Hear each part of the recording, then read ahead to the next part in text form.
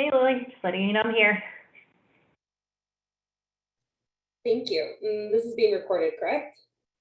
Yes, I mean Okay. you should have post capability, so you can stop it or start it or restart however you like. And actually, let me just make you the host. Okay. You have full control. Perfect. There you go. I'm just a participant now, so. Awesome. All right, I'm gonna go ahead and admit everyone that is in the waiting room. And then once I start, anyone else is automatically let in, or?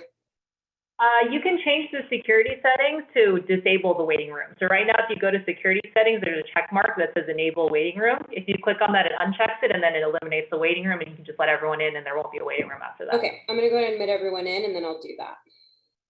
Okay, yeah, I'll be on chat if you need me. Thank you. Okay.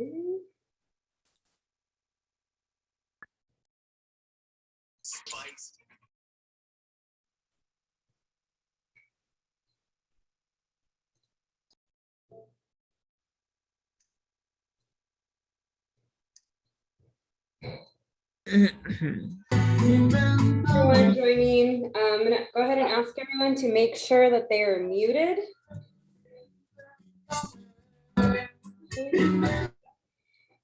Okay, I want to get ahead and mute everyone. We'll get started in a few minutes, maybe just one more minute. We'll go ahead and get started.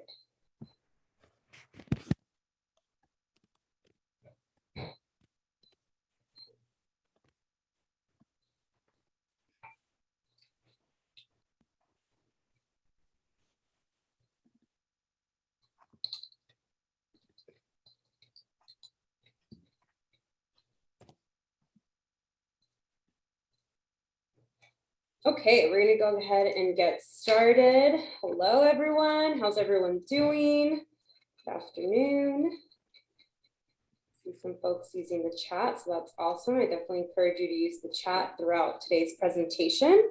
So thank you everyone who is joining us this afternoon to help us kick off our Sustainability Month event here at Cal State Dominguez Hills. And to kind of start off, I wanted to introduce myself. My name is Lily, and I am the Zero Waste Coordinator here at Cal State Dominguez Hills.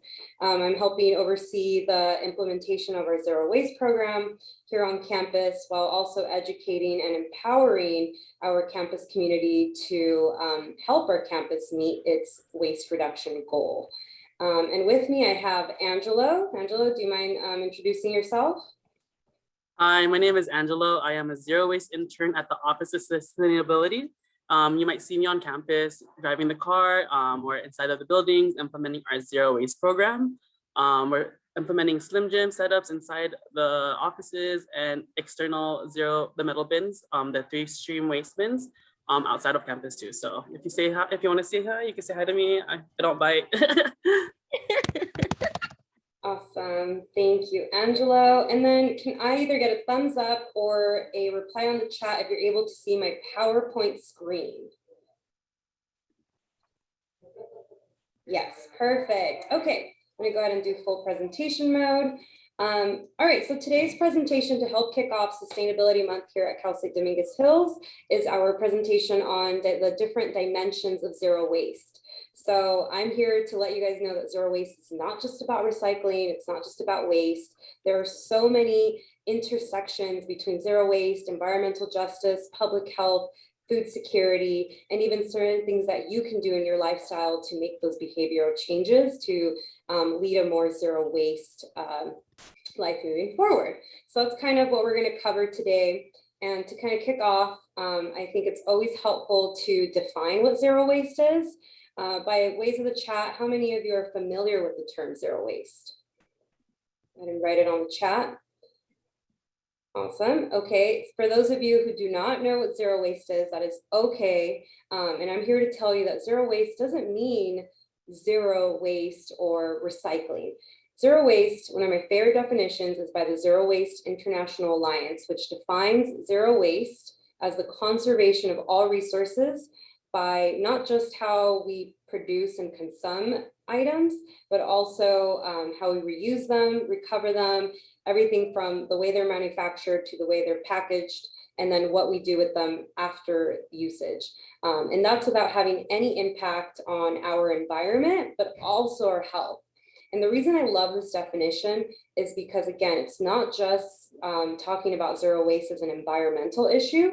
As we're going to see later in the presentation, Angelo is going to talk a little bit about the public health implications.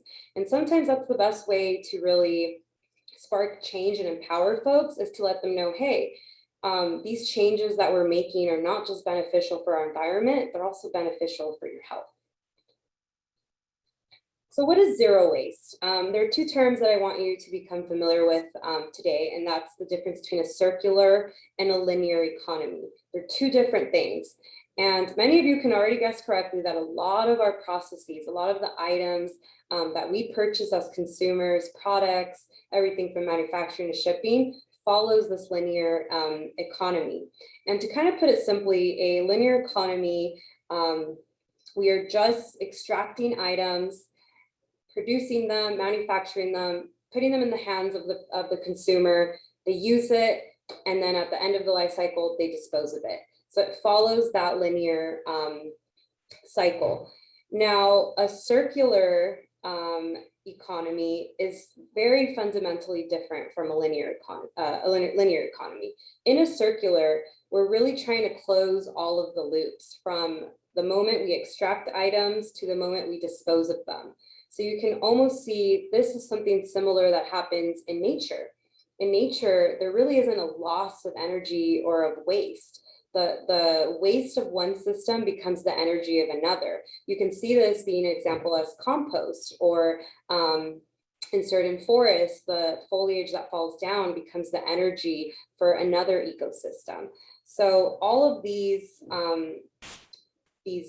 stops on the circular economy look to close all of the systems of the raw materials that we're extracting, and it follows this loop. So in a zero waste program or a zero waste way of living, we seek to close these loops as much as possible, as opposed to the linear economy that we currently follow.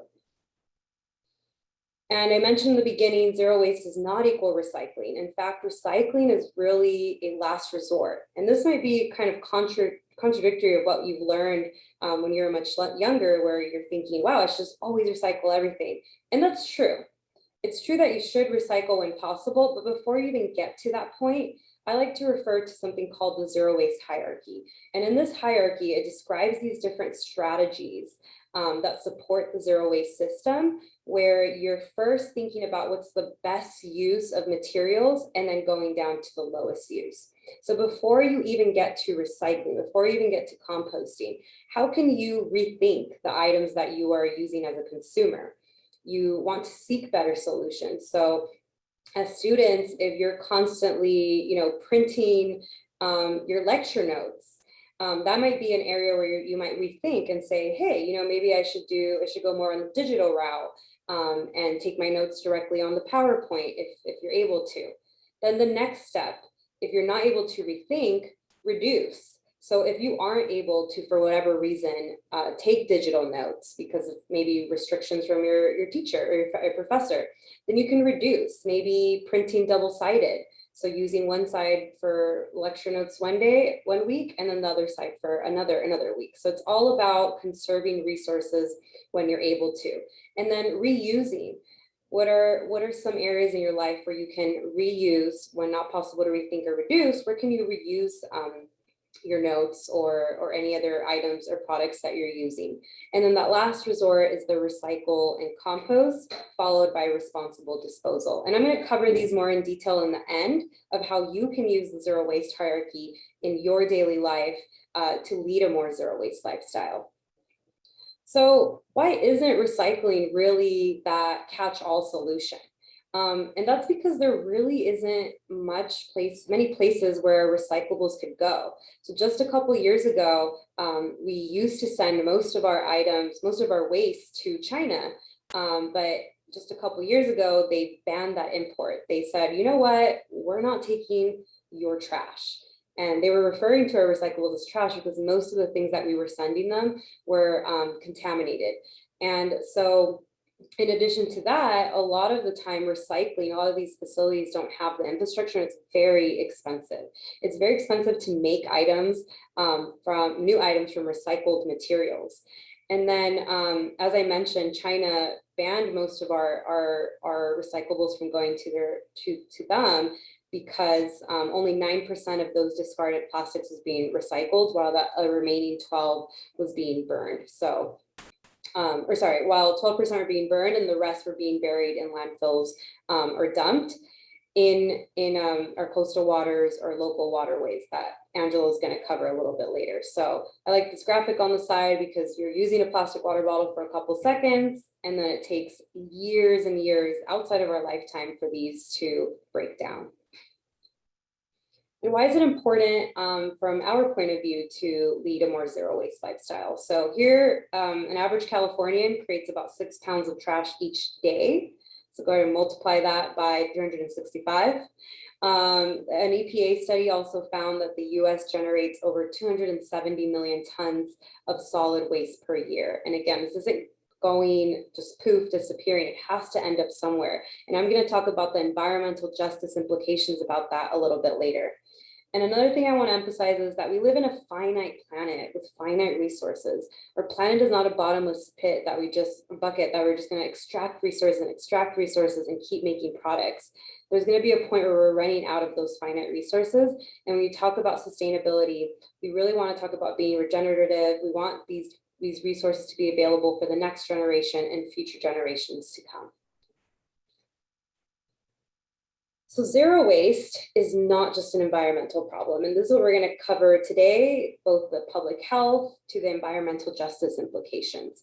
And if we use these zero waste strategies in these different fields, it leads ultimately to not just a healthier planet, but healthier and more equitable communities, which is very, very important.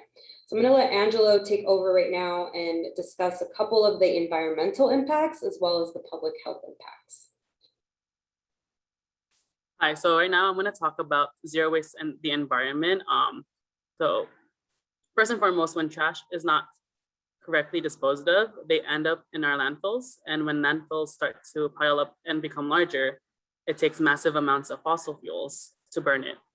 Fossil fuels release a ton of greenhouse gases, which are really bad for our atmosphere, and they induce climate change. Not only do the fossil fuels induce climate change, but also incinerators. So incinerators emit dangerous levels of carbon dioxide into the atmosphere each year. And also landfills and waste enter our sewage systems that pollute our local waterways and coastal waters. Most of the sewage systems on the street do not have filtration, and all the trash that enters the sewage system end up directly into our oceans, which then impacts the wildlife and marine ecosystems. The picture on the right depicts I believe the first flush. And because California does not have enough rainfall, the trash piles up. And when it does start to rain, it ends up in our oceans, and it's large amounts. Next slide, please. So plastic is a zero waste issue because plastic has a long lifespan to decompose. It's important to note that plastic does not disappear even when it's decomposed, because they break down into microplastics, and those microplastics do not disappear just out of nowhere. They're still within our ecosystems. And plastic basically breaks down into microplastics that are extremely minuscule. And as urbanization is occurring in our communities, plastic is very cheap to make and is making its way as a primary commodity. Single-use plastics in the manufacturing and the shipping sector is dominating the supply chain, and plastic is non-biodegradable waste that is generally made from petroleum and its byproducts. On the picture on the right, it depicts, I believe, the Great Pacific Patch. There's 5 in the world, and what's cool about these, what's not really cool, but these ocean currents run slurries of wastes within the ocean, and it's just a pile of rubbish. The water current is the run of the accumulation of waste and potentially can entangle the wildlife there. So this picture depicts certain daily items that we may use. What's important to me is the plastic bags, the beverage holders, and all that good stuff, because these end up in our oceans and they don't decompose properly. And when they become broken down into microplastics, they get ingested by phytoplankton, by fish, they might die. animals might be entangled and they might suffocate. And it really does suck when you see wildlife and those ecosystems not being conserved and preserved. Next slide, please. So plastic in our oceans. When plastics are in our oceans, animals get entangled. They can ingest the plastic or suffocate from it. If we continue to neglect properly sorting our waste and monitoring our daily activities, then in 2050, there will be more plastic in our oceans. So I was actually an intern at the OC Coastkeeper, and my job was to monitor the beaches. And I noticed that a lot of trash was left behind by the visitors and tourists. And we're trying to attempt to implement new policies to conserve those areas. So these incidents don't happen. At the end of the day, like when you leave trash on the floor or at the beaches or in the waters, many fish humans consume have ingested these plastic microfibers that end up in our systems as well. And Angela, I'm trying to point out the photos, what they're showing. Oh yeah. So on the top, it's a picture of a sea lion that has been entangled by fishermen items, and then on the bottom it is albatross, I believe, and these albatrosses actually ingest anything that they see on the beaches. So as you can see, they have a lot of bottle caps in its stomach, and that doesn't disappear. And once the wildlife albatross dies, like the plastic is still in our in the ecosystem, so it's not disappearing anywhere at all. And next, I'm going to talk about zero waste and public health. Zero waste is such a multidimensional, multidisciplinary field. In this sector, it also impacts human health directly and indirectly. As recycling was implemented a few decades ago, plastic was thought to be harmless. However, now plastic disposal into the environment has led to many health impacts. Goods and services are becoming more dominant during this time and plays an unavoidable part of our daily lives. As of the end of 2015, roughly about 55% of all plastic products end in landfills, and this corresponds to about tons and tons of accumulated plastic waste over the years that does not decompose at all because of the lifespan. And by use, packaging of goods constitutes the greatest volume of usage of plastic products at around 141 million tons. So those big numbers are really big, and it's kind of scary to know that they can be very detrimental to our health.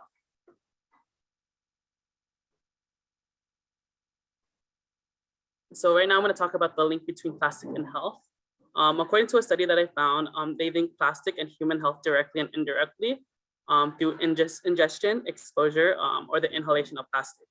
It has been linked to a variety of adverse health effects, and such as insulin resistance and decreased levels of sex hormones. The research also suggests that all plastics may leach chemicals if they are scratched or heated. For example, I used to leave my water bottles in my car. I would think that reusing these water bottles over and over again was really good for the ecosystem, for everything. However, leaving your car in this hot solar irradiant sun, it starts to heat up the plastic and melt those microplastics into the water, and it seeps through and you're ingesting it by drinking it. So it's really bad to leave in your car. So that's like the whole zero waste hierarchy, like just to rethink. And what I did, I kind of motivated my family to go metal water bottles, reusable water bottles, because one, we don't have to buy water bottles ever again from Costco, and we just start to refill them on the hydration stations on campus. I recommend using these because it avoids melted plastic in your system. And on the picture on the right depicts some examples of plastics in our soil, water, and air. And some of the underlying issues can impact liver dysfunction, lung problems, skin diseases, and birth defects, just to name a few.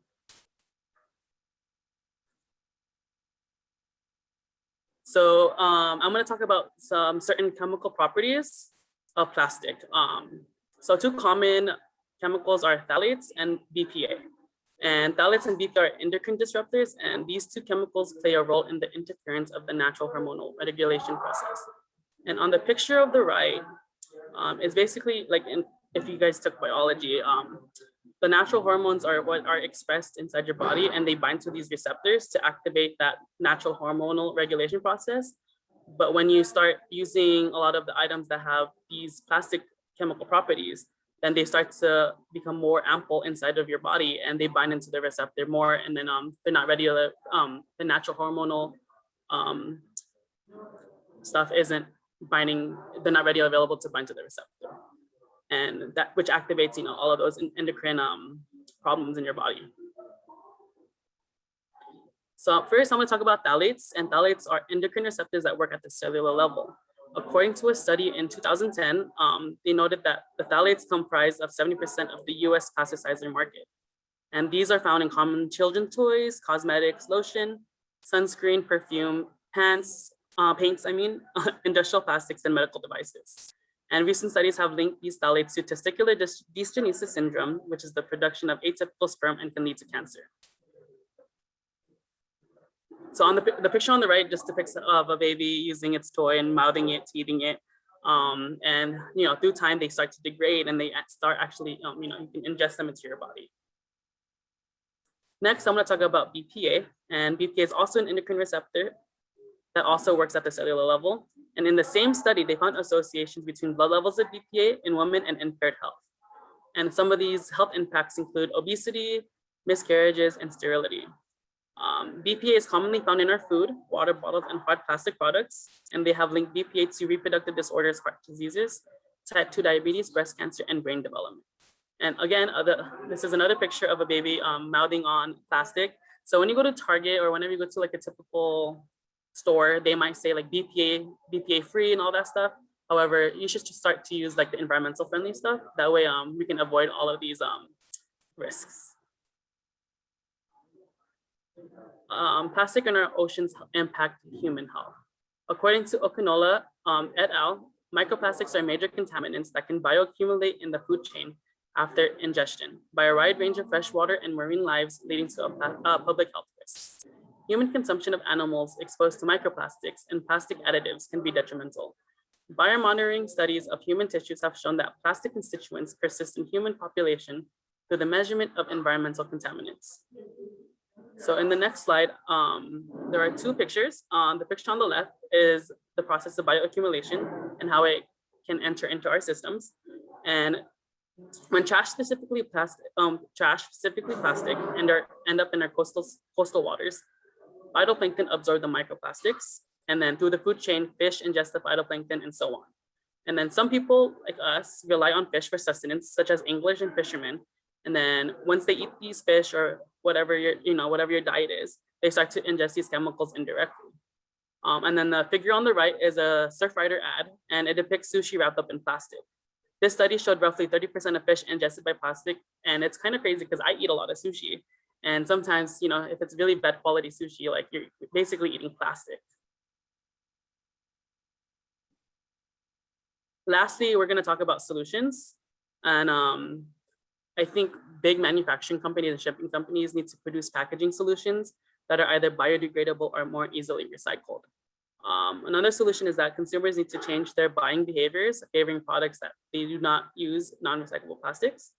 And governments can also support reducing plastic waste either by taxing plastic products or providing incentives to companies that provide more sustainable solutions. So the other day, we were passing out sustainable silver utensils, and they were packaged in single-use plastics. And it's like the case was very sturdy. And in my eyes, I'm like, why did you have to wrap it again in plastic and then wrap it out in plastic to be safe inside the container? So it's a little absurd that like companies are starting to use plastic often for nothing. So it's like we can avoid doing that. Another solution is education and outreach. It's just making people aware about these how plastic works on our campus, especially, and banning plastic cutlery and straws. On a personal level, like I feel like at an individual level, we can be using our 3Stream zero waste stations on campus. They're located everywhere, and if you don't know where things go, you could read at the decal. It tells you what specifically goes in which bin, and refer to the zero waste hierarchy to rethink about personal habits to improve human health. Either at home, implementing your own 3Stream waste bins that you can put into the bigger ones for the waste management people, or easily just getting like another water bottle. Those are small things that you can do at a personal level. Thank you. Thanks, Angela. That was a lot of really good information, and hopefully it's not meant to scare you with all these impacts that plastic can have on your health, but it's more to just inform you and educate you. And as someone who's personally tried over the past couple years to seek more alternatives that are not only good for the planet, but for myself, I do encourage you to look at whichever company you're purchasing a product from. Go to their website, and if sustainability and public health is important to them as a core value, they'll have a sustainability statement on their website or a sustainability commitment. So that's kind of what I've done as a consumer, is go to these websites and see if they have a commitment like that. Or a lot of the times they'll write down what their shipping and manufacturing processes look like. So that's what I look into products. Now, for products that you do have, again, we're limited sometimes as consumers. There's a resource called the Environmental Working Group. It's a website where you can enter any product that you use and see not only the environmental impact, but also the public health impact that product has. So it's Environmental Working Group, and I'll have Angelo put the website on the chat. I believe their website is ewg.org. So definitely check that out if you are concerned with any items that you use that could have public health implications. And this is actually a great segue to my next section, which is the implications of zero waste on environmental justice. And I think it's a great segue because a lot of these health impacts and outcomes that Angela just covered do disproportionately affect communities of color. And that's because the majority of incinerators, landfills, are purposely located in not only just low income, but also Black, Indigenous, and people of color communities, so BIPOC. And they're targeted a lot of the times because these are the areas where it's only less expensive to set up, but also they take advantage that these communities are targeted by other industries, so like refineries, oil, etc. So they think, oh, these communities don't have the political backing or are, have loopholes in policies. So they purposely target them to set up a lot of these landfills and incinerators. And an incinerator, for those of you who don't know, is a facility that burns trash. And they are sometimes referred to as waste to energy facilities. And again, this is all part of that greenwashing that the industry is doing to make them appear like environmentally friendly.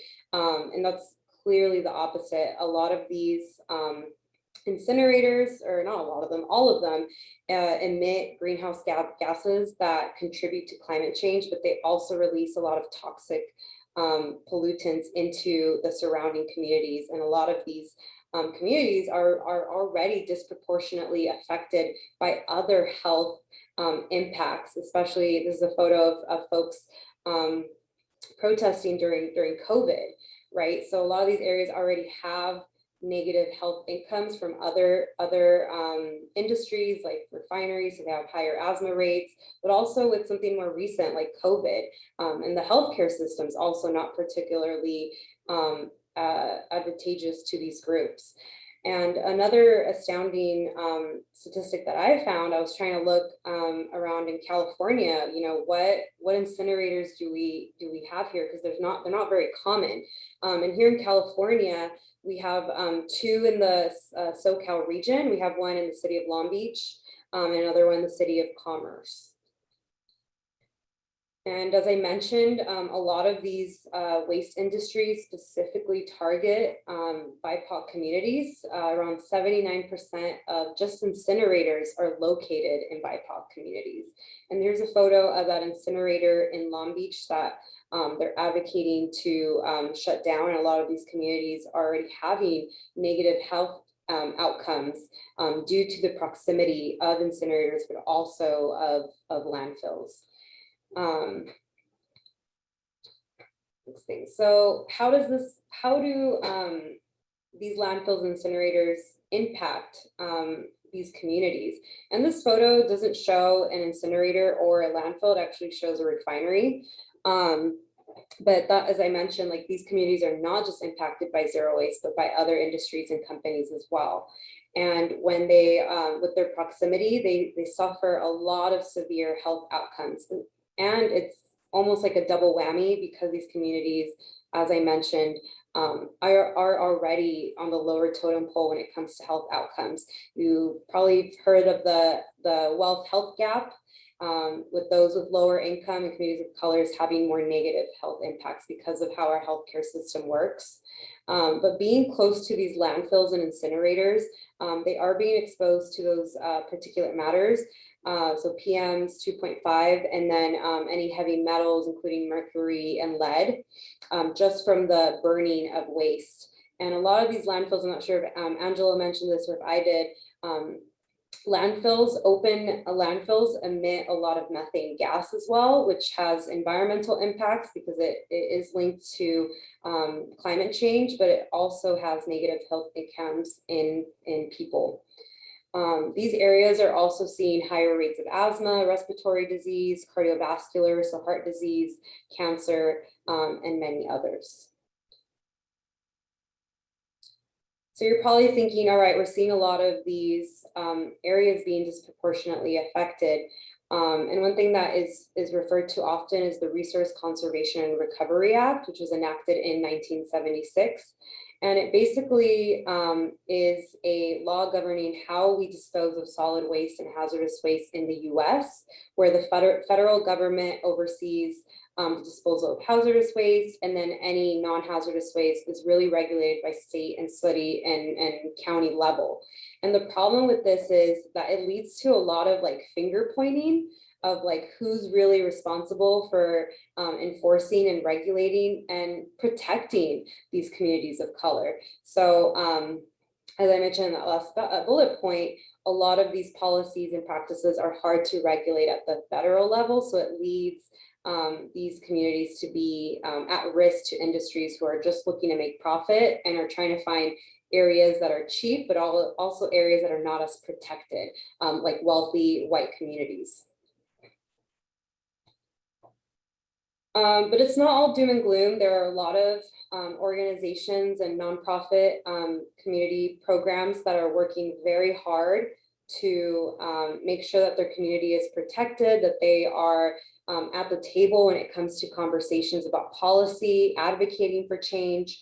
And zero waste in communities really means having no proximity to landfills, no toxic emissions from land, air, water, having access to products that are not harmful for you.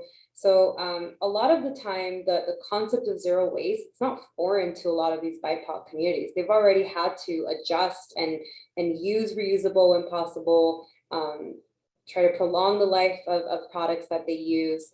And a lot of these communities are advocating for zero waste in terms of ending extraction and the production of plastic in the product manufacturing system, also calling for accountability for manufacturers to redesign their products. And so that there's really no need to have as many landfills and not have them near their communities. And then also to have commitment from agencies and local community governments to stop funding these greenwashing solutions like waste to energy incinerators, and investing in community-based solutions where they're part of the conversation, where you have that community-based approach. And to the left, I have photos from a really great organization that I encourage you to check out. They are the East Yard Communities for Environmental Justice. I'm sure many of you have heard of them. And they've been doing a lot of active work in their community. They have monthly clothing swaps that they do within their community. And then the bottom photo is some of their students that volunteer at the program at the BYOB shop in Long Beach. So if you guys want something that's kind of local or near the area, Long Beach has a really great shop where you bring your own container. You can fill up your shampoos, your conditioner, soap, etc. All right, zero waste, in addition to the environmental justice impact, also has some impact on our food security. So studies have shown in in 2020 that around 38 million people in the US lived in food insecure homes. And this is extremely relevant, especially as a campus community where a lot of our students are also food insecure. It doesn't make sense for us to just waste food and throw all of this food away for certain reasons, as I'm going to mention shortly. But nearly 1/3 of all the food produced in the US for consumption is lost or wasted globally. And all of this loss contributes, has an environmental impact, and it contributes to around 8% of global greenhouse gas emissions. And greenhouse gas emissions, again, are ones that are linked to climate change and global warming.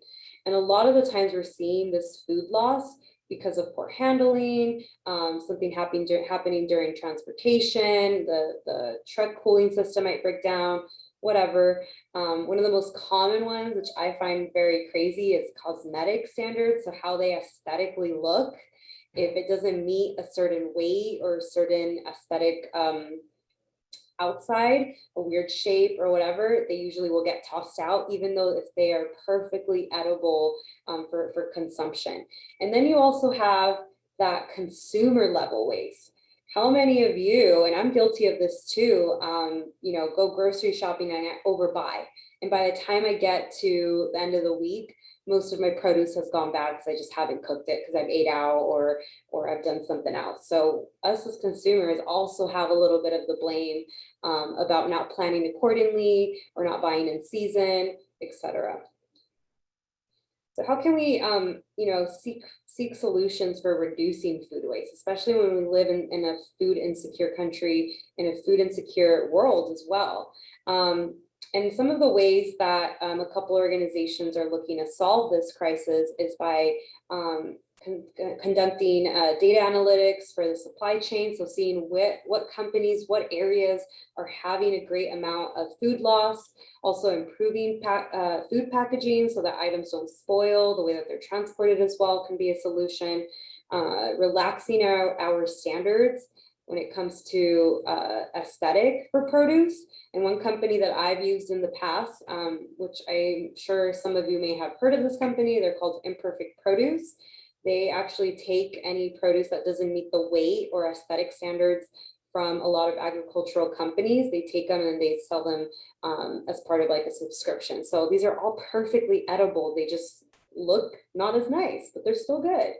And then as consumers, making that behavior shift to make the most of our food at home. So one advice for me, as I'm going to mention a little bit later, is to plan your meals out, meal prep, make a list before you go grocery shopping, be realistic of what you can purchase and what you can use.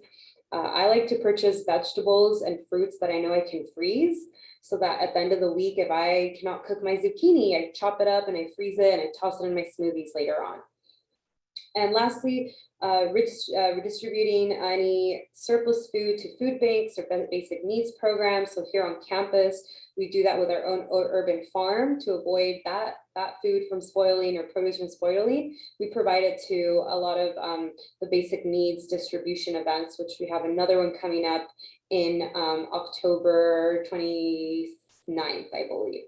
So that's some of the best ways, if you have any extra food, to donate them instead of having them going to the landfill.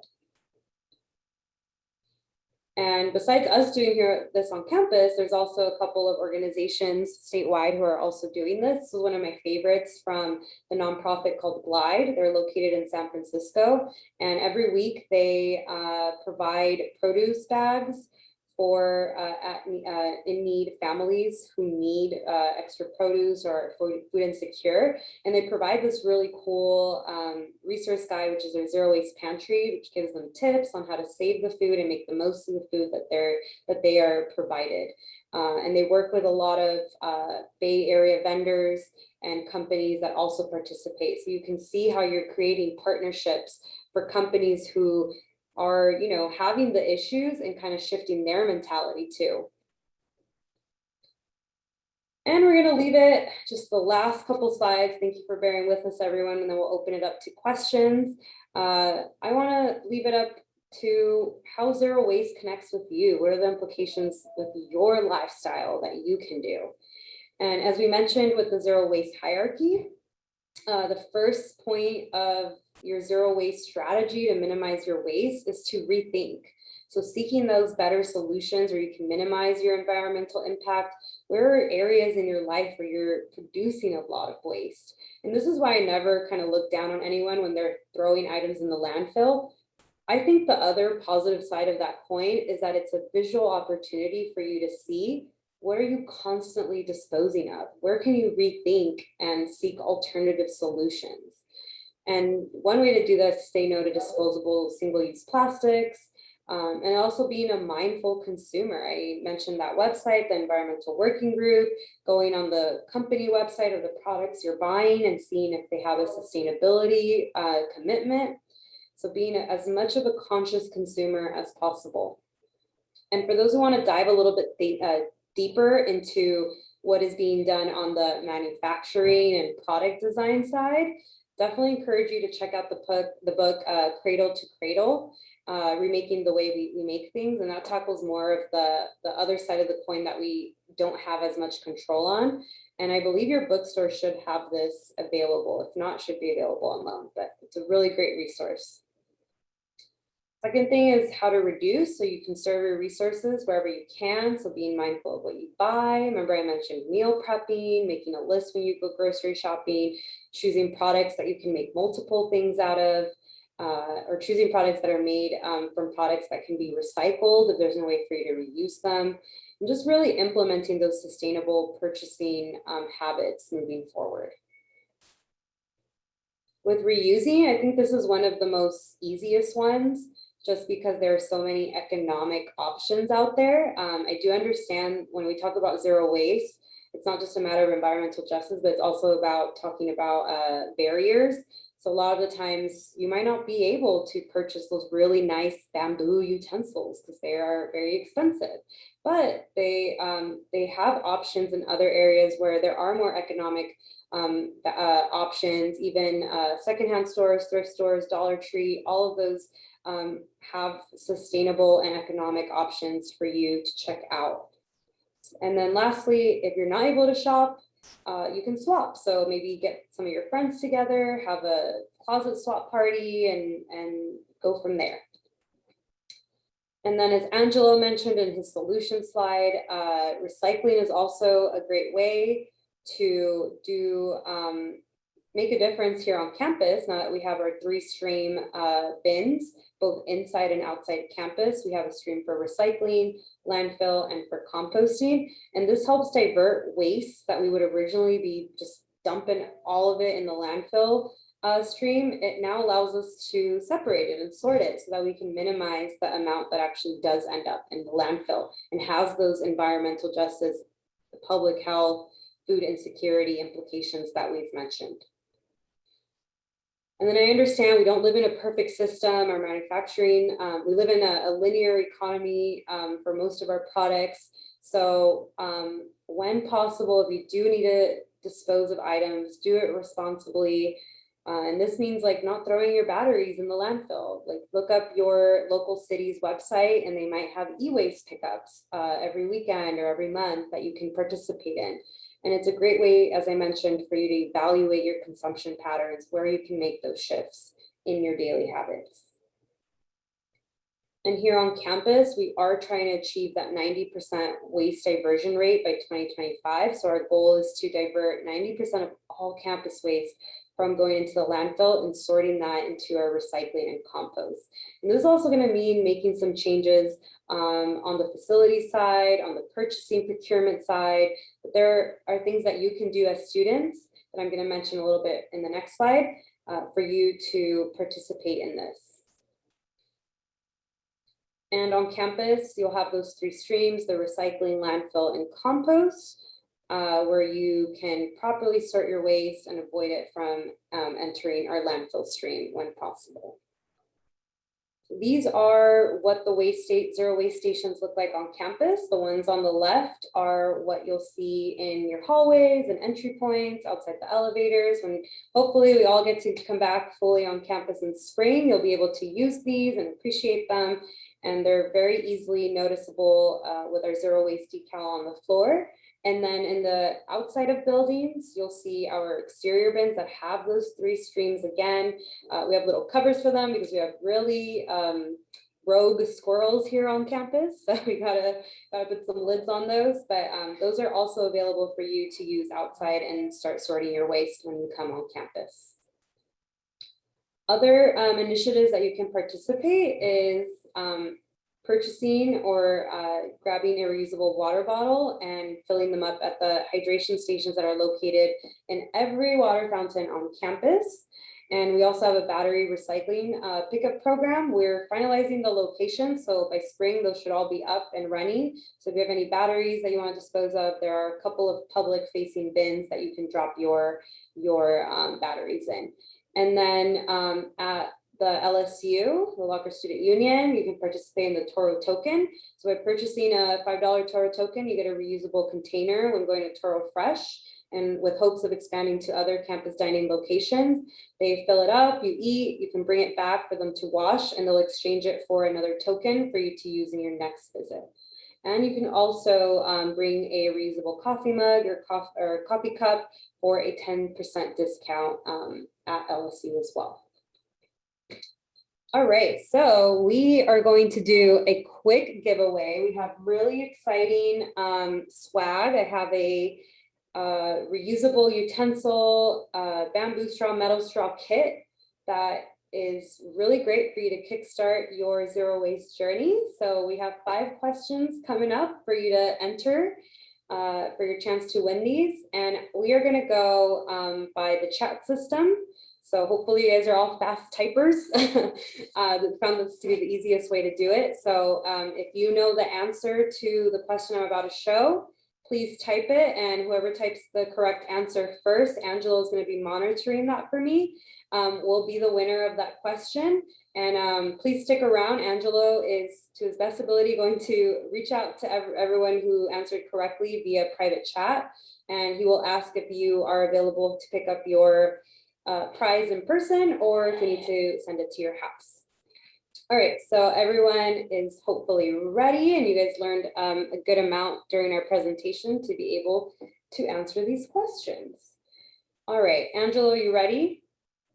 Okay. First question, how much trash does a typical individual create each day? All right, see it going, and it looks like Case or Casey, I'm not sure I'm butchering your name. The Case is correct, 6 pounds each day. So that's the average Californian. I believe average American is a little bit higher. I think it's like 8 pounds or so. But the correct answer is 6 pounds. That's correct. That's a lot of waste. I've seen some really neat studies in different states where they, at the university level, will do like a trash day where they give everyone a clear trash backpack and you collect your trash throughout the day. And it's very surprising how quickly you can fill that up. So if you ever want to do that as a fun experiment, you know, you can totally do that. I've seen the opposite too, of people with mason jars and collecting like the amount of waste they do in a year, but that's definitely next level goals. Okay. All right, we all ready for the next question? Angela, ready for the next one? Okay, awesome. Let's just say which, not what. Which of the following is true about plastic? A, common plastic chemicals are phthalates and BPA. Plastic is linked to cancer and produces endocrine receptors. C, plastic in our oceans is bad for human health. And D, all of the above.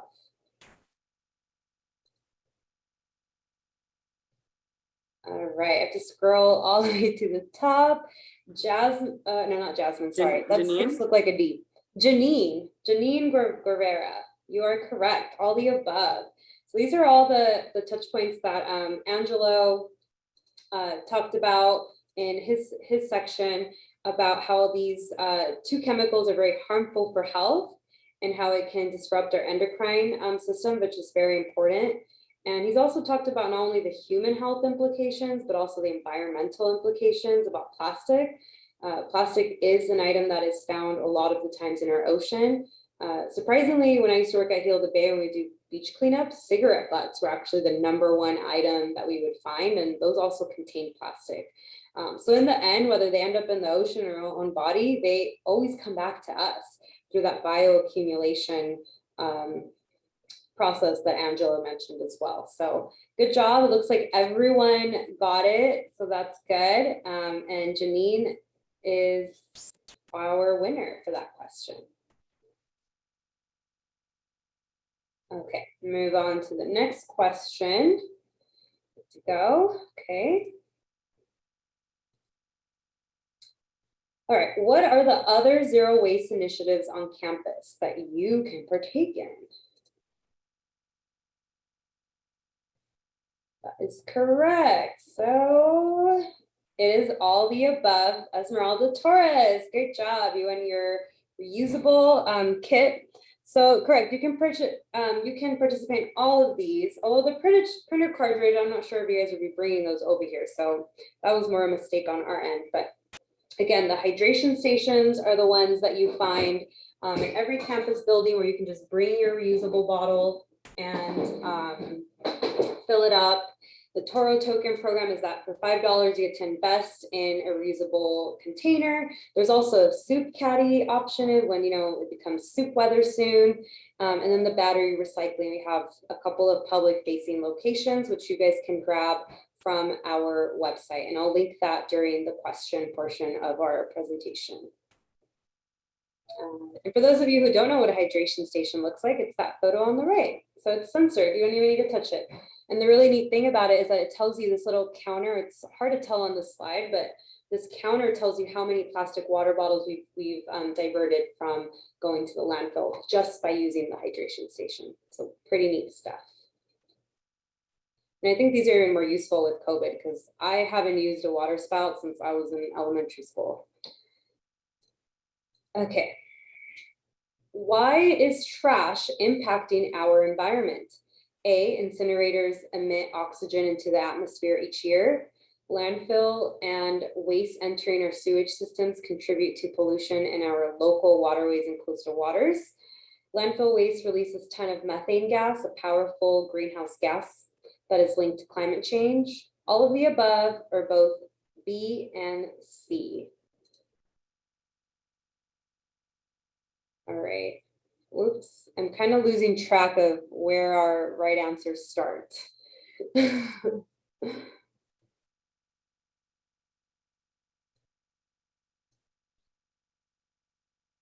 I'm just going to pick the first right answer, which is, Janine already won. So our next one is Juliana de los Santos. Congratulations.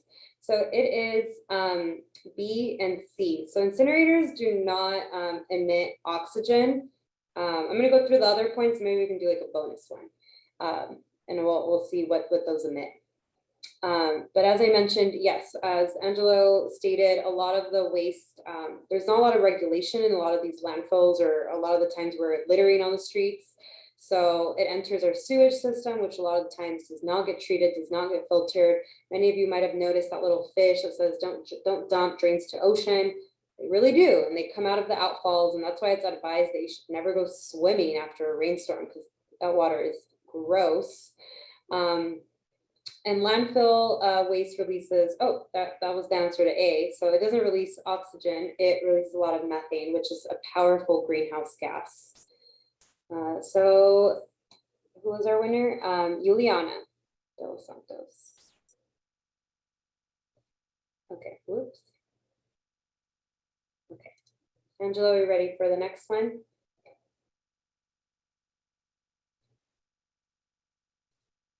Name one behavioral change that you will adopt to lead a zero waste lifestyle.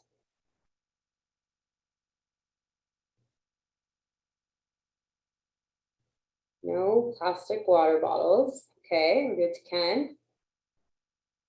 Purple. What else? All right, so I'm glad to see that, it's a very common one, switch to a reusable water bottle. And that's because it's a pretty quick, easy one to do. It's economic. You can find them at the bookstore, the Dollar Tree. Nadia's saying she's reusing plastic bags when shopping. Justin is planning to reuse items. A lot of the items you purchase can be reused or repurposed. Like I eat a lot of pasta, and my marinara mason jars, once I'm done cooking with them, I use them to store extra like food, like rice, beans, all that stuff. So these are all great ideas. Our first typer was Ken, keeping it short and sweet. So Ken O'Donnell. Jasmine saying she'll try her hardest not to purchase new plastics, recycling yet less, use my reusable bottle. That's interesting. So again, it sounds almost like a contradiction. Like we want you to recycle less, but that just means that you're purchasing more reusable, so you don't even need to recycle anymore because you're using your reusable bottle. Get a reusable bottle. Jenna's saying think before I buy something. These are all great behavioral changes. So with that, I'm going to leave the last 5 minutes for questions. Angela, hopefully you got all the winners, the prizes. But again, we are all winners at this workshop because you now have this mass amount of knowledge that I'm hoping that you can spread to your friends, your family when you get home. And there's nothing more valuable than having knowledge and feeling empowered to make change with that knowledge. So we'll leave up my information. The website, Angela, if you don't mind putting it on the chat so people can click on it. And we are also on social media, so please follow us on Instagram, on YouTube. We have lots of fun Trash Free Tuesday posts that Chloe, our student assistant, puts together every Tuesday. So if you need any tips on how to be more zero waste, definitely follow us. Okay, with that, any questions from the audience? See, we're still writing behavioral changes, so that's great. I'm happy about that. All right. Okay, I have a question coming in. So Ken saying, thank you for this presentation, no problem. The question for you is, how are we doing compared to what you see happening in other universities? What are we above and below where you would expect? So we just launched our zero waste program over the spring. And just by launching, we mean setting up our bin infrastructure, making sure we have the bins.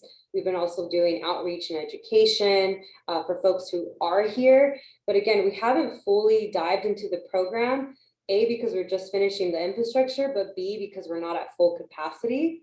So it is really hard right now to tell how we are doing, but we are making strides to be a model zero waste campus. I know there are other Cal State universities that are have zero waste programs that are moving forward. Where I used to work at Cal State Long Beach, we barely were implementing zero waste in like half of the buildings. So this is a very labor time intensive program. So it takes time to get the infrastructure in place, but also the education and outreach.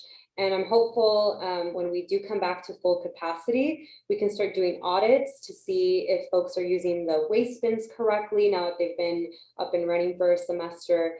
But for right now, it's too early to tell. Ken, I hope you answered your question, but our ultimate goal is to reach that 90% waste diversion rate by 2025. We also, every 3 years, fill out a sustainability tracking and assessment report known as STARS. And that'll be a great opportunity for us to see our progress over the 3 years of how we're doing with waste, because that is one of the fields, one of the credits that we fill out. Any other questions or any comments on anything that was exciting and new? Yes. And Angela's going to go ahead and post that environmental working group website. It's really fun. Like if you guys have some time to kill today, type some of the products that you use, and I hope that hopefully it doesn't scare you, but more makes you an informed consumer. All right, any other questions? I had a quick question. Sure, Angelo. So for pickup, would it be at the facilities? Is that the most convenient place? Yes, they can come to the physical plant, which is right once you pass CAMS, the high school. We're kind of really on the outskirts of campus, but we can go ahead in that email, Angela, we can provide them a map of where we're located. but the physical plant, and they're really cool. They're like little utensils with, it has bamboo straw, all this fun stuff. So again, for those who didn't win, they have these, I don't know if they have them in the bookstore. It's actually a good question. I should probably look into that. But we'll also be on campus in the spring, hopefully doing more tabling events. And we just got some really cool reusable utensils with our logos. So if you can't buy them in the spring, hopefully we'll be able to see all of your beautiful faces in person and we can give you one. Awesome. Okay, well, thank you everyone. Have a great rest of your evening and good luck on midterms this week and next week. Take care.